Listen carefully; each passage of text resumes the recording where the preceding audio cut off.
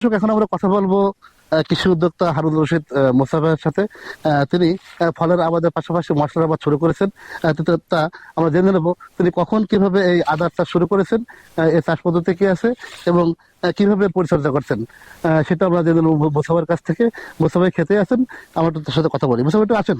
আসসালামু আলাইকুম ভাই, কেমন আছেন? ওয়ালাইকুম আসসালাম, ভালো আছেন আপনি? জি ভাই, ভালো আছি। ভাই, আপনি তো দীর্ঘদিন যাবৎ বিভিন্ন দেশি বিদেশি ফলের আবাদ করে আসছিলেন, জি। এখন দেখছি আবার মশলার আবাদ করেছেন। তো এটা কোন জাতীয় মশলা? এটা হচ্ছে আপনার হচ্ছে যে আমাদের দেশের প্রতিটা পরিবারে কিন্তু এটাকে ব্যবহার হয়। এটা হলো আদা। আমাদের দেশে একটা সময় আদা চাষ হতো, মানে খেতে মানুষ ফাঁকা জমিতে, আবাদের জমিতে আদা চাষ করতো। কিন্তু ওই আদা চাষ ওইভাবে করলে কি হয়, যখন প্রচন্ড মানে রোদ লাগে ওই অবস্থায় কিন্তু খেতে কিন্তু আদা লাগে না, আদার ফলন ভালো হতো না। পাশাপাশি আদা একটা লংজিভি আবাদ, অর্থাৎ প্রায় 10 থেকে 11 মাস সময় লেগে যায় আদাটা ফলন হতে আর কি। তো সেক্ষেত্রে দেখা যাচ্ছে আমাদের দেশের অধিকাংশ মাটিতে কিন্তু উঁচু মাটির জমিগুলা 3 ফসলের জমি, সেক্ষেত্রে একটা ফসলেই কিন্তু 1 বছর খেয়ে যাচ্ছে। এই জন্য এই চাষটা কিন্তু একটা সময় মানে মানে অলাভজনক হয়ে গেছিল। কিন্তু আমাদের দেশের বিজ্ঞানীরা এই নতুন একটা পদ্ধতি আবিষ্কার করেছে, মানে বস্তার ভিতরে আদা চাষ। এর উপকারিতা হচ্ছে যে বস্তার ভিতরে আদা চাষ করলে কোনো জায়গার অপচয় হচ্ছে না, ফসলের জমি নষ্ট হচ্ছে না। এটা আপনি বস্তার ভিতরে কিছু গোবরের সার আর কিছু মাটি দিয়ে, হালকা কিছু রাসায়নিক সার দিয়ে প্রসেসিং করে যদি বস্তার ভিতরে আপনি আদাটা লাগাই দেন, তাহলে কি হবে, আপনার প্রতির যে জায়গাগুলো আছে, এমনকি প্রতিটা পরিবার যদি মনে করে তার পারিবারিক চাহিদা পূরণ করার জন্য সর্বোচ্চ 2 থেকে 4 কেজি আদা লাগে একটা পরিবারে, তো একটা 2টা বস্তা যদি কেউ আদা চাষ করে তাহলে তার সারা বছরের পারিবারিক আদার চাহিদা পূরণ হয়ে যাবে। তো সেক্ষেত্রে আবার এইটা এমন একটা জায়গায় হবে, ছাদের উপরে হবে, কার্নিশে হবে, গাছের নিচে হবে, উঠানে সাইডে হবে, মানে যেই জায়গাটা কোনো কাজে লাগে না ঠিক সেই জায়গায় এই বস্তার আদা চাষটা হবে। এবং এই বস্তায় আপনার আদা চাষ করার উপকারিতা হচ্ছে এই যে জমিতে করলে যদি হয় আপনার 1 পোয়া, বস্তায় করলে হবে 2 থেকে 2.5 কেজি। বাহ! তার মানে প্রতি জায়গা ফসলের ক্ষতি করছে না, তারপর আছে আপনার হলো অল্প জায়গার ভিতরে অধিক ফলন। হ্যাঁ, এই পদ্ধতিটা আমাদের বিজ্ঞানীরা আবিষ্কার করেছে এবং এটা বাংলাদেশে এখন ব্যাপক জনপ্রিয়তা লাভ করছে। আমিও এই বছর প্রায় 400 বস্তা পরীক্ষামূলক ভাবে করেছি। তো ইনশাল্লাহ আশা করা যায় যে ইনশাল্লাহ ভালোই হবে আর কি। আচ্ছা, এই যে এটা আদা লাগানোর সময়টা কোন সময়, মানে কখন এই বস্তায় প্রসেসিং করে লাগাতে হয়? আসলে এটা ওই ফেব্রুয়ারি মাসের থেকে শুরু করলে সবচেয়ে ভালো হয়। আচ্ছা। আমি এবার একটু লাভি করে শুরু করেছি। তো লাভি করে শুরু করলেও আল্লাহ চাইলে ভালো সঠিক পরিচর্যার কারণে আমার আদার ইনশাল্লাহ গঠন খুবই ভালো। যদি সঠিক সময়ে করা যায় তাহলে ভালো একটা লাভজনক ফসল হবে। এবং প্রতি জায়গায় যেখানে একেবারে পরিত্যক্ত জায়গা, যেটা কোনো কাজে লাগে না, সেই জায়গাটাকে কাজে লাগায় আমরা হলো একটা ভালো লাভজনক ফসল হিসেবে আমরা আদা চাষ বস্তায় করতে পারি। আচ্ছা, যদি আপনার জানুয়ারি ফেব্রুয়ারিতে যদি লাগানো হয়, জি। এই আদাটা উঠবে কখন? এটা হচ্ছে আপনার ওই কয় মাসের মোটামুটি ফসল এটা? 9 থেকে 10 মাস সময় 9 লাগবে। থেকে 10 মাস সময় লাগবে। আর এখানে আসলে এই বস্তাতে কি কি দেওয়া আছে এখানে?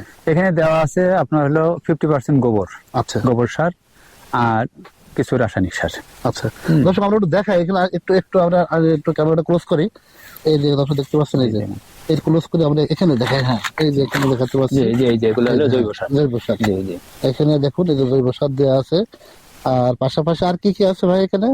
মাটি, জৈব সার আর কিছু আপনার হলো রাসায়নিক সার হালকা আর কি, খুবই কম। আচ্ছা আচ্ছা আচ্ছা। এই যে একটা বস্তা দেখছি লাগানো আছে, কয়টা গাছ লাগানো আছে ভাই? এখানে বিভিন্ন ভাবে করা যায় আর কি। সেটা আছে যে আপনার হলো একটাও লাগানো যায়, আচ্ছা, আবার 3টা 4টাও লাগানো যায়। আচ্ছা। এটা হচ্ছে যা মানে যে কৃষক চাষ করবে তার চিন্তা চেতনার উপর নির্ভর করবে। আসলে যদি 3টা 4টা দেওয়া হয় তাহলে ফলনটা আরো বেশি হবে। তো এই কারণে আমি এখানে প্রতিটা গাছে 3টা করে দিয়েছি। আচ্ছা। কেউ যদি মনে করে 4টা দেবে তাও দিতে পারবে, আবার কেউ যদি মনে করে শুধু একটা দিয়ে করবে তাও হবে। তবে আমার দরকার অল্প জায়গায় ফলন বেশি হওয়ার। আচ্ছা, ঠিক আছে। সেক্ষেত্রে আপনার একটা বস্তা থেকে কি পরিমাণ আদা আসার সম্ভাবনা আছে বলে আপনি মনে জি, করেন? এটা সর্বনিম্ন 1 কেজি, একেবারে যদি না হয় তাও 1 কেজি হবে ইনশাল্লাহ। আচ্ছা। আর উপরে 2 থেকে 2.5 কেজি হওয়ার সম্ভাবনা আছে।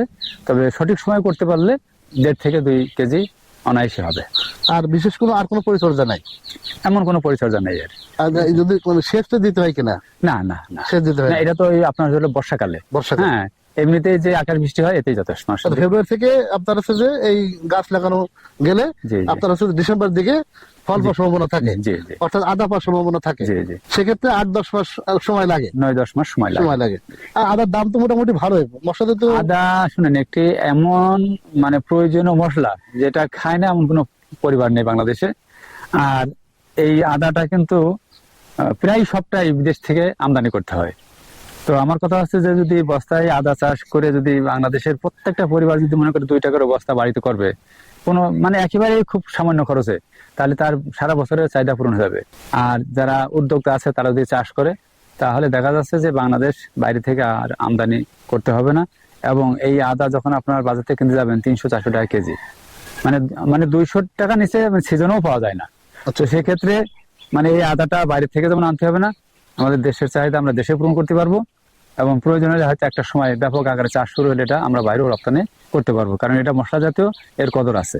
আচ্ছা, বস্তায় আদা চাষ যে আপনি করেছেন, এই বিষয়ে কি আসলে কৃষি বিষয়ে কোনো অভিজ্ঞতা পূর্বে ছিল কিনা, না নতুন করে কোনো অভিজ্ঞতা সঞ্চয় করে আপনি এই চাষবাসে প্রবেশ করলেন? না, এটা আপনার হলো আমাদের বাংলাদেশ যে কৃষি অধিদপ্তর, তারা তাদের বিজ্ঞানীরা এটা উদ্ভাবন করেছে, করে তারা এটা এখন সারা দেশে চাষিদের ভিতরে ছড়িয়ে দেওয়ার জন্য তারা যে প্রকল্প হাতে নিয়েছে তারই ধারাবাহিকতায় এখানে করেছি। কারণ বস্তায় আদা চাষ এর আগে আমাদেরও জানা ছিল না।